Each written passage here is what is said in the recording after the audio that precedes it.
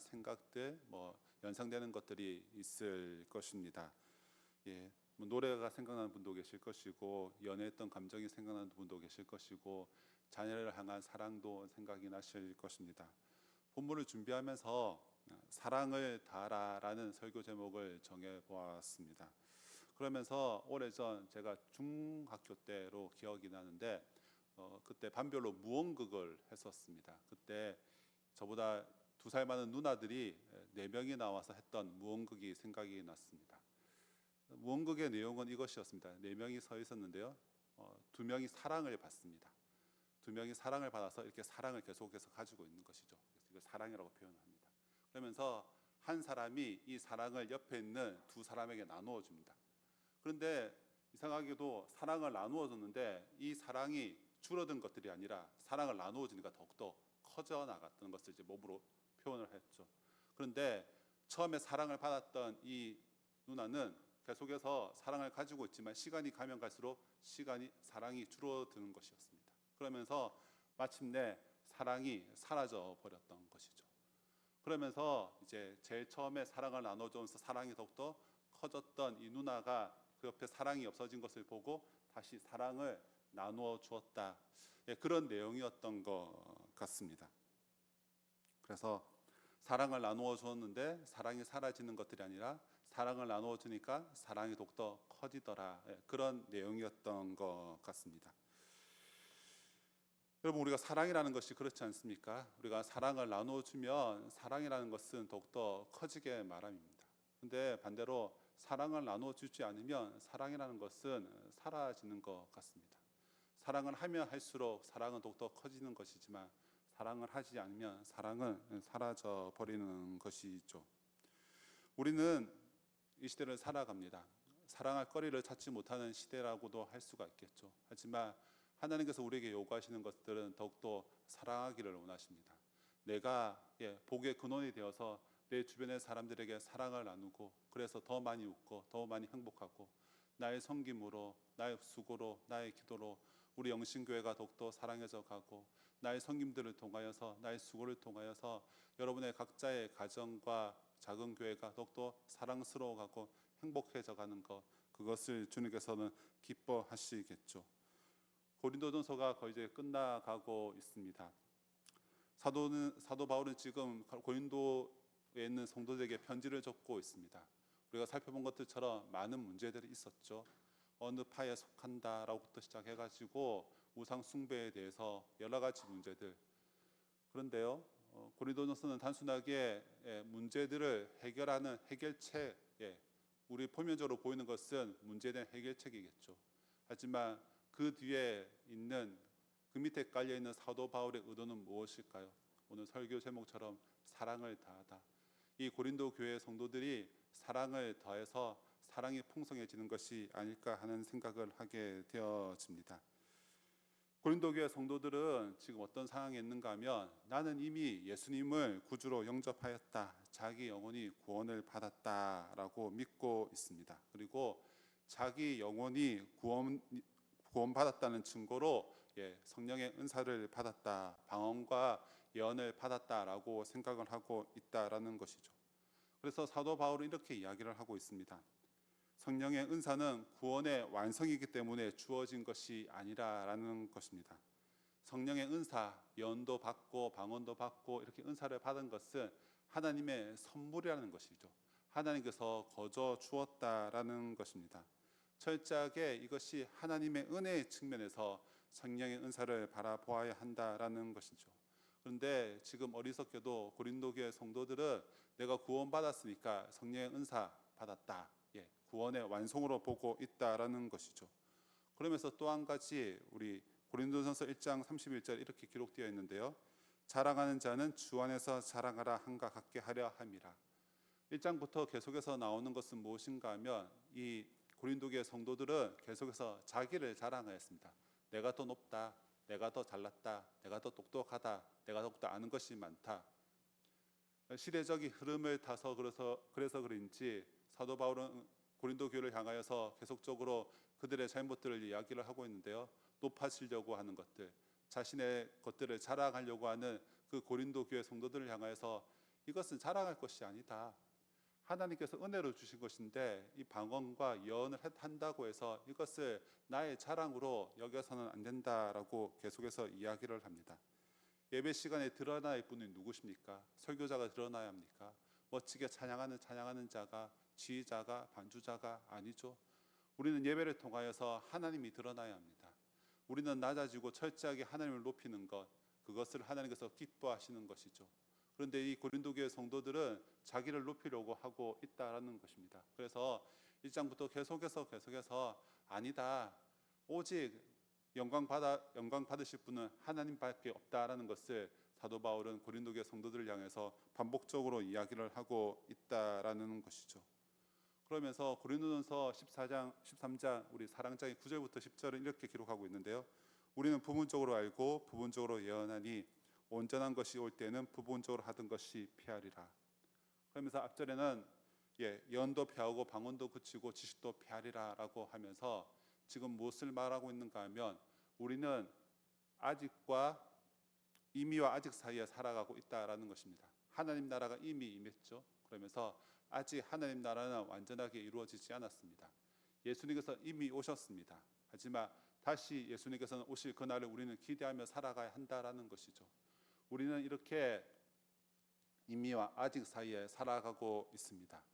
이미와 아직 사이에 살아가고 있는 성도들에게 하나님은 선물로 성령의 은사를 더하여 주셨습니다. 우리의 영적인 삶이 더욱더 풍요롭게 하기 위해서 우리에게 성령의 은사를 허락하여 주셨다라는 것입니다. 성령 은사를 통하여서 개인적인 유익들은 무엇입니까? 각자에게 주신 은사를 통하여서 우리는 하나님을 더욱더 기쁘시게 할 수 있다라는 것입니다.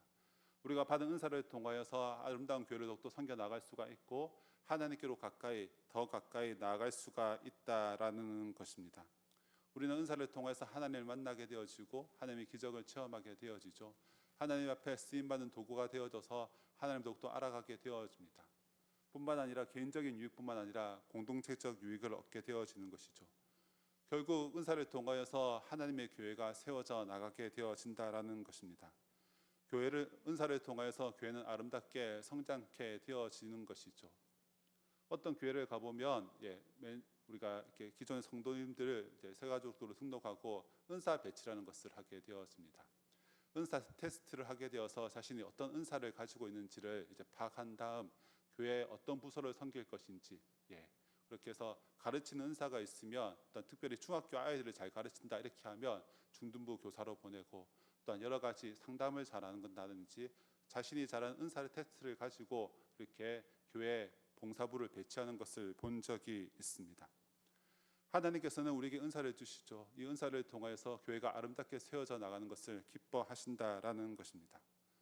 그런데 우리가 성경을 통하여서 알 수 있는 또 한 가지 사실은 무엇인가 하면 사도 바울이 은사에 대해서 이야기를 할 때 결코 부정적으로 이야기하지 않습니다. 은사에 대해서 이야기할 때마다 은사를 추구하라, 은사는 매우 좋은 것이다, 은사를 사모해라, 은사를 구해라 라고 이야기를 하고 있지 이 은사는 저 은사보다 더 높다, 낫다 이렇게 하지 않습니다. 그런데 이상하게도 한국 교회에서는 조금 그런 면들이 있었습니다. 방언을 매우 좀 낮게 보는 것들, 그리고 신유라든지 예언을 하면 뭔가 좀 더 특별하다든지 하나님께서 우리에게 은사를 주셨을 때 그렇게 주지 않았습니다. 방언과 예언과 성경에 나오는 많은 은사들 그것을 높고 낮음이 없다라는 것입니다. 항상 긍정적으로 이야기가 사도 바울은 이야기합니다. 그러면서 항상 이 은사를 추구하고 사모하고 구하라라고 이야기를 하고 있다라는 것이죠. 그러면서 또 이렇게 한 가지 덧붙입니다. 이 은사를 사용할 때에 교회가 질서 있게 되어져라. 교회가 균형 있게 조화롭게 은사를 사용하라라고 이야기를 하고 있는 것입니다. 오늘 우리가 보고 있는 이 본문 고린도전서 고린도 교회에 수많은 은사를 받았죠. 그런데 이것이 균형 있게 조화롭게 질서 있게 사용되지 않아서 문제가 발생되었습니다. 먼저 살펴볼 것은 그렇다면 방언에 대해서 먼저 좀 살펴보도록 하겠습니다. 여러분 방언이 무엇일까요? 오늘 본문에 나오는 방언은 사람들이 알아들을 수 없는 말로 하나님과 영적인 교제를 나누는 것입니다. 사람이 아닌 하나님께 말을 하는 것입니다. 그런데 지금 대중예배 가운데 혼자서 방언을 계속한다, 한 사람이 일어나서 계속해서 알아듣지 못하는 이야기 말로 이렇게 계속해서 이야기를 한다. 그러면서 한 사람이 이야기를 하고 나서 한 5분 정도 이야기했다가 또 다른 사람이 일어나서 혼자 방언으로 한 7분, 10분 정도 이야기하고 또 한 사람이 방언으로 계속해서 한 20분 이야기한다. 여러분, 그러면 나머지 사람들은 어떻게 될까요?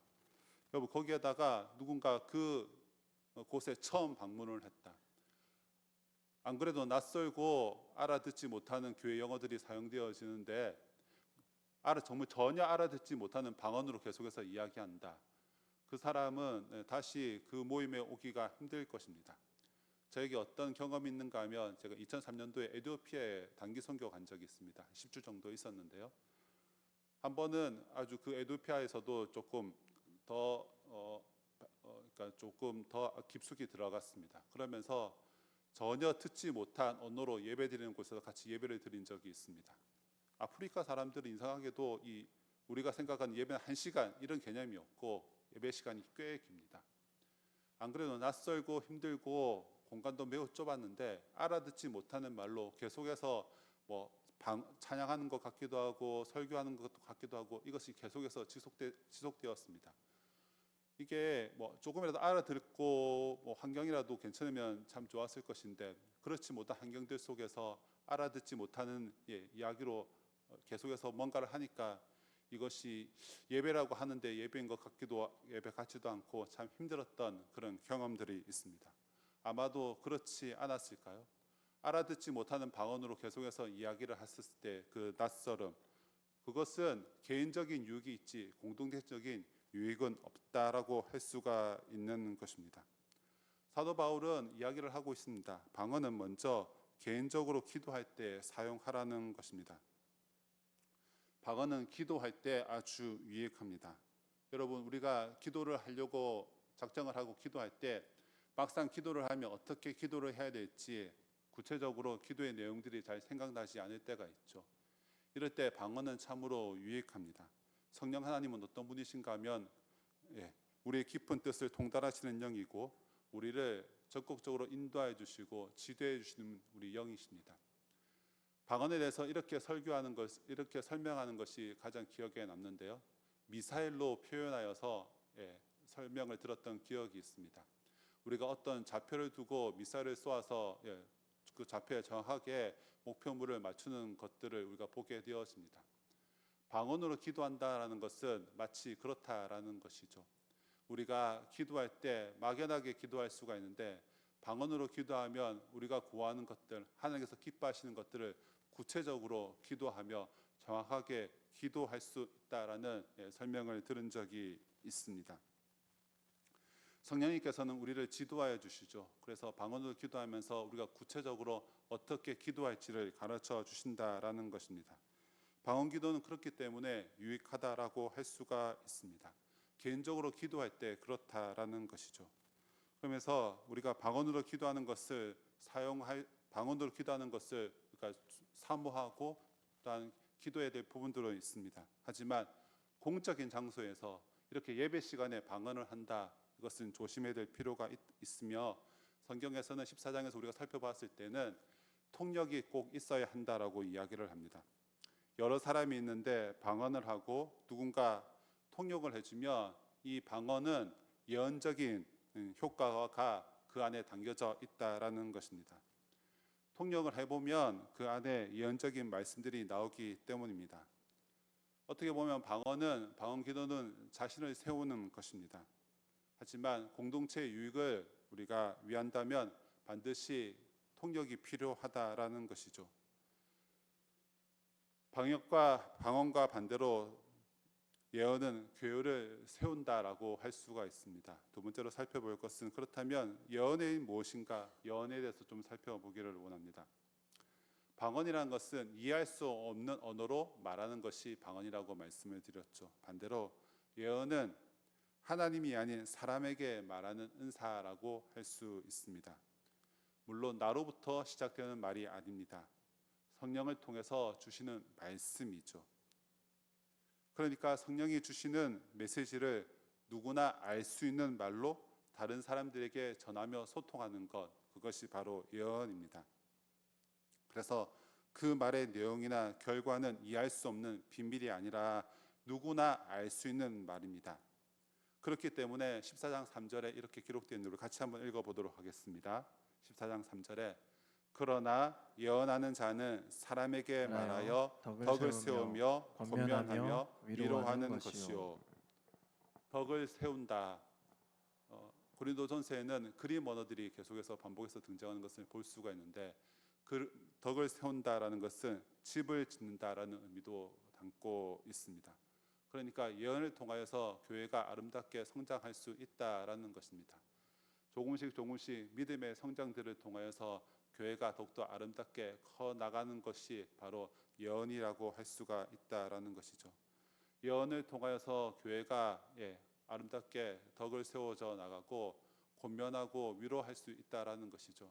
아픔이 있는 자, 연약한 자, 힘들어 있는 자, 상처받은 영혼이 하나님의 말씀을 통하여서 그 예언들을 통하여서 치유가 되어지고 새 힘을 얻게 되어지고 믿음이 성장해 가고 그렇게 조금씩 아름답게 성장해 간다라는 것입니다.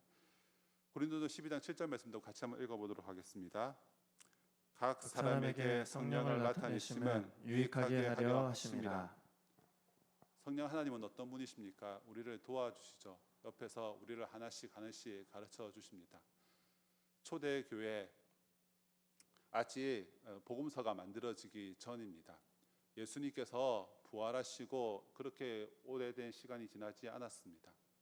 10수년 정도 지났을 때에 아무것도 없었죠. 하지만 그 예언의 은사를 통하여서 그 교회 안에서 어떻게 신앙생활을 해야 되는지, 어떻게 하나님을 알아가야 되는지, 어떻게 예수님을 알아가야 되는지 재림의 주님에 대해서 예언의 말씀들을 통해서 하나님의 백성들은 깨닫게 되어졌다라는 것입니다. 성경에 나와 있는 예언을 좀 더 확대해서 살펴보면 성경에서 예언이라 함은 하나님의 뜻이 주님의 종들을 통해 인간에게 계시되는 것을 말합니다. 그러니까 우리가 구약 성경을 보면 선지자들이 한 번씩 예수님께서 오실 것입니다. 이렇게 예언적인 메시지를 하는 것을 특별히 선지자들을 통하여서 우리가 잘 볼 수가 있지 않습니까? 구약에서 대부분 예언의 말씀들은 예수님께서 오실 것입니다. 메시아가 오실 것입니다. 그렇게 예언을 합니다. 그러면서 신약에서의 예언은 어떤 말씀인가 하면 예수님께서 다시 오실 것입니다. 그리고 마지막 날에 이런 일이 벌어질 것입니다. 이렇게 예언을 하는 것을 볼 수가 있습니다. 오늘 우리가 고린도전서 살펴보고 있는데요. 오순절 사건 이후 성령의 은사는 초대교회에 나타나는 예언의 은사는 어떻게 좀 드러나는가 하면 진리를 깨달아 가르치는 것을 말하고 또한 예언의 말씀들을 통하여서 자신의 죄악들이 드러나면서 하나님 앞에서 회개하는 그런 역사가 나타나는 예언이 등장하고 있는 것을 볼 수가 있습니다. 사도행전 2장에 보면 오순절 성령 강림 사건 위에 베드로의 설교가 나오죠. 하나님 말씀이 증거가 되어집니다. 그 말씀을 듣고 그들이 하나씩 하나님의 말씀, 구약의 선지자들이 예언했던 그 말씀들을 하나씩 깨닫게 되어지죠. 그러면서 우리 죄악들 그리고 예수 그리스도를 믿는 것에 대해서 어떻게 할지에 대해서 묻고 있는 것을 볼 수가 있습니다. 그렇습니다. 초대교회 아직 성경책도 만들어지지 않고 연약했던 그들에게 예언의 말씀들, 하나님의 은사를 통하여서 교회가 새롭게 세워져 나가고 질서가 잡혀 나가는 것을 볼 수가 있다라는 것입니다. 그러면서 우리가 살펴보았듯이 이 예언의 말씀은 교회의 덕을 세워 나갔다라는 것입니다. 교회를 세워 나가는데 교회가 질서 있게 자리 잡는데 중요한 역할을 했던 것들이 바로 예언이라는 것입니다. 지금 사도 바울은 방언이 나쁘다라고 이야기를 하고 있는 것이 아닙니다. 지금 방언을 할 때에 통역들, 세움들을 통하여서 교회가 덕이 되게, 교회가 질서 있게 되기를 원한다라는 것입니다. 지금 또 문제가 무엇인가 하면 예언이 나쁘다라는 것이 아닙니다. 근데 예언을 하는데 누구나 다 앞서서 서로 조화롭게 예언하지 아니하고 서로 마치 경쟁하듯이 자기 과시를 하듯이 예언을 하고 있다라는 것이 지금 문제로 알고 그것에 대해서 지금 해결책을 이야기를 하고 있는 것입니다. 사도 바울은 은사에 대해서 이야기하면서 방언이 나쁘다, 영언이 나쁘다라고 했던 것들이 아니라 지금 그들이 잘못 알고 있는 것들, 구원의 완성이라고 그렇게 성령 은사에 대해서 잘못 알고 있고 자기 과시를 하고 있는 것에 대해서 이것이 틀렸다. 그렇게 해서는 덕이 안 된다. 우리 안에 그들의 잘못들을 지적하고 있는 사도 바울의 모습을 볼 수가 있습니다. 그렇다면 어떻게 해야 합니까? 고린도 교회 하나님의 특별한 은사를 참 많이 받았습니다. 방언도 받았습니다. 예언도 받았습니다. 예언을 합니다. 그러면 어떻게 예언을 해야 할까요? 예배 시간에 한 사람에게 성령의 충만함이 더해져서 예언을 합니다. 그러면서 또 다른 사람이 일어나서 예언을 한다면 이 예언을 했던 사람들은 처음에 예언했던 사람이 자신의 말을 중단하는 것이죠. 그러면서 다른 사람의 예언을 경청하는 것입니다. 하나님께서 또 어떤 말씀을 하시는지 그 말씀을 듣는 것이죠. 방언을 혼자서 이렇게 일어나서 하는 것들이 아니라 방언 옆에 통역이 서서 하나님의 말씀을 대신 전달해 줌들을 통하여서 하나님께서 원하시는 뜻이 무엇인지 어떻게 해야 되는지를 배우는 시간이 바로 방언과 그 통역의 시간이라는 것입니다. 여러분, 초대교회 때 예배 시간에 방언과 통역만 있었던 것은 아닙니다. 우리가 앞서 살펴봤듯이 성만찬의 시간도 있었습니다. 그리고 소리를 내어서 기도도 하는 것이 있었겠죠. 그리고 찬양도 있었을 것입니다. 알아듣는 말로 하늘의 말씀이 선포되는 것도 있었을 것입니다. 사도 바울이 말하는 것은 이 모든 것이 질서 있게 균형 잡히기를 원한다라는 것입니다. 앞서 말했듯이 그들의 예배 시간은 1시간 이런 시간이 아니었습니다. 충분하게 교제하고 식사도 하면서 논쟁도 하면서 하나님의 말씀도 듣고 예언도 하고 방언도 하고 찬양도 하고 꽤 긴 시간 가운데 예배가 진행되어졌다라는 것입니다. 그러면서 그 안에 일어났던 분란들, 문제점들을 사도 바울이 듣고 이것이 틀렸고 이건 이렇게 하고 이렇게 하나씩 설명해 주고 있다라는 것입니다. 그러면서 이야기를 하고 있는 것이죠. 그러면서 또 한 가지 기억해야 될 것들은 무엇인가 하면 이것입니다. 여러분, 방언, 입신, 예언 이러한 것들이 교회 안에서만 있었을까요? 초대교회만 있었을까요? 아닙니다. 이방 종교에도 이러한 것들이 있었다라는 것입니다. 이방 종교에도 예언 같은 것들이 있었고 방언도 있었습니다. 입신 같은 그런 신기한 황홀경 같은 것들이 있었다라는 것이죠. 그렇다면 중요한 것은 무엇일까요? 분별해야 된다라는 것입니다. 어떻게 분별을 할 수가 있는가? 예수님을 주님으로 고백을 하고 있는가? 이것이 참으로 중요하다라는 것입니다. 방언, 우리 13장 사랑장에서 어떻게 이야기를 합니까? 사랑에 대해서 우리가 여러 가지 이야기하면서 우리가 그 13장을 좀 읽어봐야겠는데요. 13장에 보면 내가 사람의 방언과 천사의 말을 할지라도 사랑이 없으면 소리나는 구리와 울리는 괭가리가 되고, 사랑이 없으면 우리가 영적인 분별에 중요한 것은 예수님을 구주로 영접하는지 예수님을 주님으로 영접하는지도 참으로 중요합니다. 또한 우리가 이러한 영적인 은사 가운데 중요한 것은 사랑이 있느냐, 이것이 중요하다라는 것입니다. 그러면서 13절에 믿음, 소망, 사랑, 이 세 가지는 항상 있을 것인데 그 중에 제일은 사랑이라. 믿음이 부족한 것이 아니라 사랑이 덜 소중한 것이 아닙니다. 지금 이 상황들 가운데 고린도 교회 형편에 가장 중요하게 드러날 것들이 바로 사랑이라는 것입니다. 14장 1절 말씀 보면 이렇게 기록되어 있습니다. 사랑을 추구하며 신령한 것들을 사모하되 특별히 예언을 하려고 하라. 영적인 분별력들 가운데 예수님을 구주로 영접하면서 예수님이 나의 구주가 되어주신다, 주님이 되어주신다, 이것을 통하여서 영적인 분별력을 다하고 뿐만 아니라 우리가 사랑을 추구함들을 통하여서 하나님의 은사를 사용하라고 이야기를 하고 있습니다. 그러면서 오늘 본문에 읽었듯이 사랑을 추구하라. 이 추구하라는 뜻은 부정적으로 사용하면 박해하다라는 뜻이 있고요, 긍정적으로 사용을 하면 쫓아가다, 추구하다라는 뜻이 있는 단어입니다. 그러니까 결과를 얻을 수 있도록 최선을 다하라는 뜻이 이 안에 담겨져 있다라는 것입니다. 사랑을 추구하라. 사랑의 결과물, 사랑의 어떤 목표물이 이루어질 때까지 끝까지 달려가서 추구하고 이루어내라라는 것입니다. 어떠한 목표를 향하여서 집요하게 달려가는 모양을 나타내는 단어가 바로 사랑을 추구하라라는 것입니다. 그러니까 정리해보면 무엇입니까? 사도 바울은 어떻게 해서든지 은사를 통해서 사랑이라는 결과물을 드러내라라는 것이죠. 하나님께서 이 땅에 예수님을 보내어 주셨습니다. 예수님을 통하여서 교회가 세워지고 그것이 지금까지 이루어졌죠. 초대교회. 여러분, 뭔가 지금은 우리가 강대상도 있고 장애자도 있고 예배 형식도 있죠. 하지만 그 당시에 이 모든 것은 없었을 것입니다. 아직 예배 형식이 자리 잡히기 전 뭔가 서툴렀던 무질서의 모습들이 있었겠죠. 그러면서 사도 바울은 하나씩 하나씩 권면하여서 질서 있도록 지금 이야기를 하고 있는 것입니다. 그러면서 사도 바울이 이 고린도 교회를 향하여서 이 모든 문제점들을 해결해 주면서 사랑을 더하라, 사랑을 추구하라라고 이야기를 하고 있는 것입니다. 그러면서 궁극적으로 이 고린도 교회를 향한 사도 바울의 마음은 어떠한 마음입니까? 이 하나님의 교회가 잘 되었으면 좋겠다. 아비의 마음으로 분열 없이 싸우지 아니하고 계속해서 성장해가고 계속해서 복음이 전파되어지고 또 다른 교회, 또 다른 제2의 고린도 교회, 또 다른 곳에서 교회가 세워지기를 원하는 것이 바로 바울의 마음이었을 것이고 이것이 바로 주님의 마음이었을 것입니다. 말씀을 정리합니다.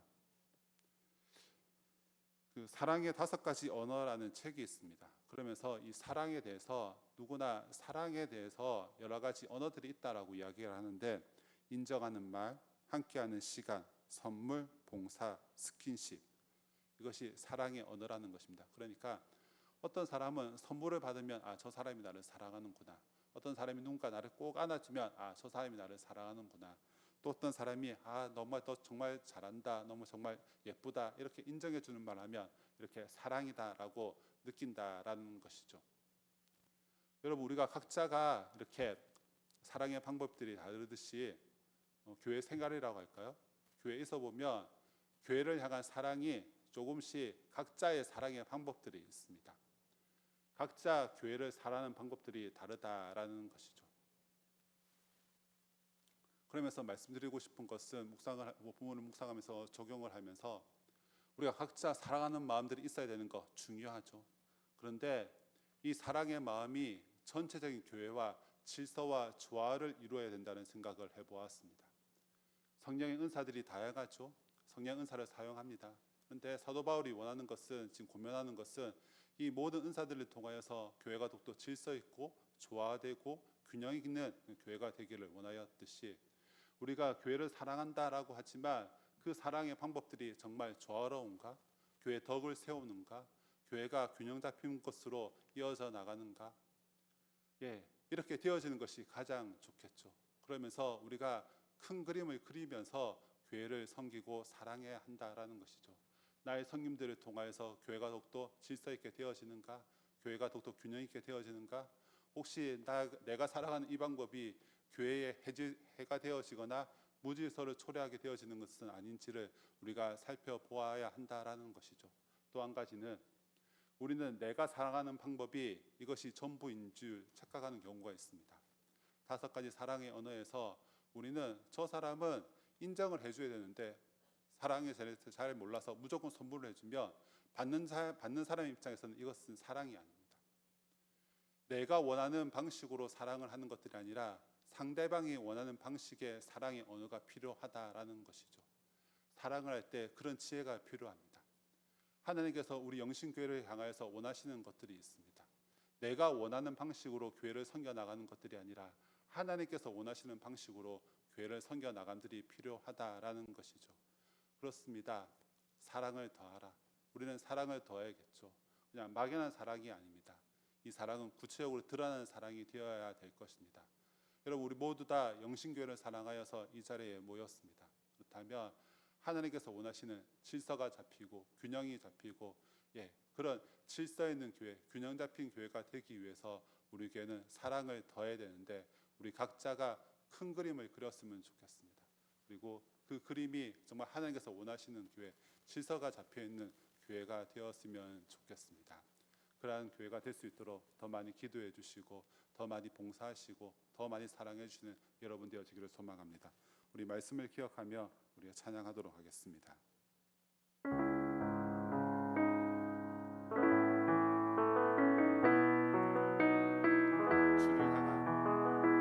주를 향한 나의 사랑을 주께 고백하게 하소서.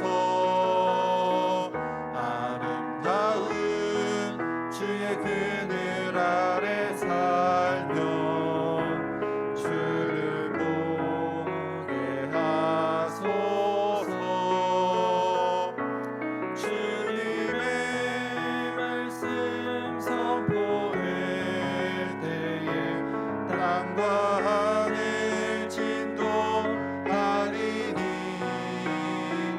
나의 사랑 고백하리라. 나의 구주 나의 친구 부드러운 주의 속삭임 나의 이름을 부르시네.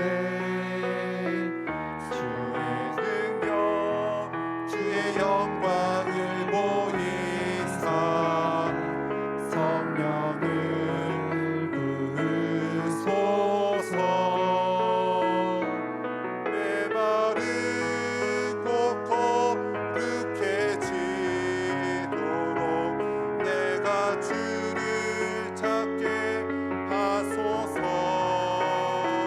내 모든 것 주께 드리니 나의 구주 나의 친구 온 마음으로 주를 바라며 나의 사랑 고백하리라. 나를 향한 주님의 그 크신 사랑 간절히 알기 원해. 주의 은혜로 용서하시고 나를 자녀 삼아 주셨네. 나의 사랑 고백하리라. 나의 구주 나의 친구.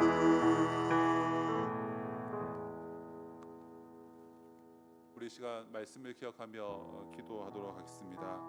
우리 기도하실 때에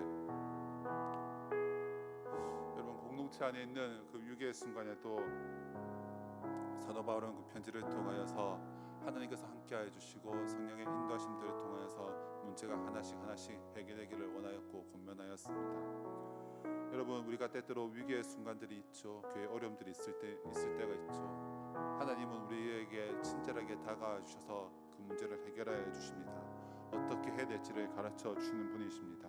그리고 그 모든 상황들을 역전시키며 우리는 하나님의 은혜를 경험하게 되어집니다. 우리가 이 시간 기도하실 때 하나님 모든 상황들을 역전시키며 하나님의 사랑을 경험하게 하시는 하나님, 우리 영신교회가 그런 하나님의 특별한 은혜를 경험하게 하여 주시옵소서. 하나님 우리 모두가 성령의 은사를 사모하게 하여 주시옵소서. 그래서 성령의 열매를 맺는 신앙으로 성장하는 우리 교회 되게 하여 주시옵소서.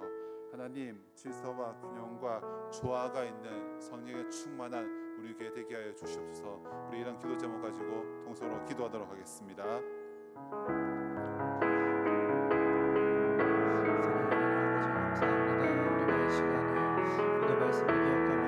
하나님의 영을 충만케 되어주기를 간절히 소망합니다. 하나님의 사랑을 충만케 되어주기를 간절히 소망합니다.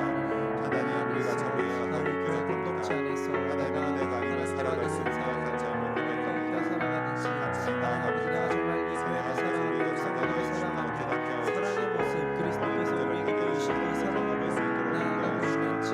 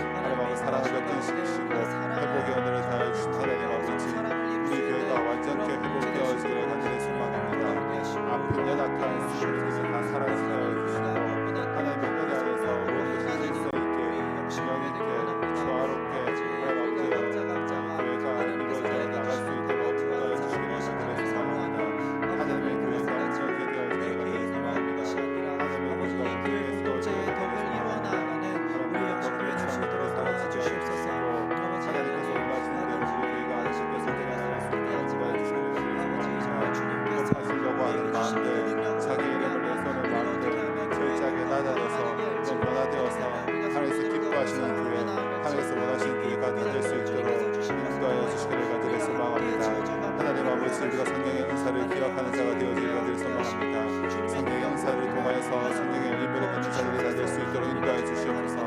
사랑과 희락과 화평과 오래 참음과 자비와 영성과 충성과 온유와 절제의 열매를 맺으며 나아갈 수 있도록 인도하여 주시기를 간절히 소망합니다.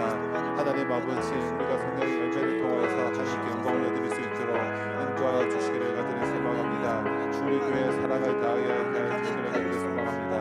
내가 원하는 방식으로 사랑하는 교회가 사랑하는 것들이 아니라 하늘에서 기뻐하시는 대로, 하늘에서 좋아하시는 대로 사랑을 실천하는 자가 다 될 수 있도록 인도하여 주시기를 간절히 소망합니다. 하나님은 때때로 나의 입장에서 교회를 바라볼 때가 참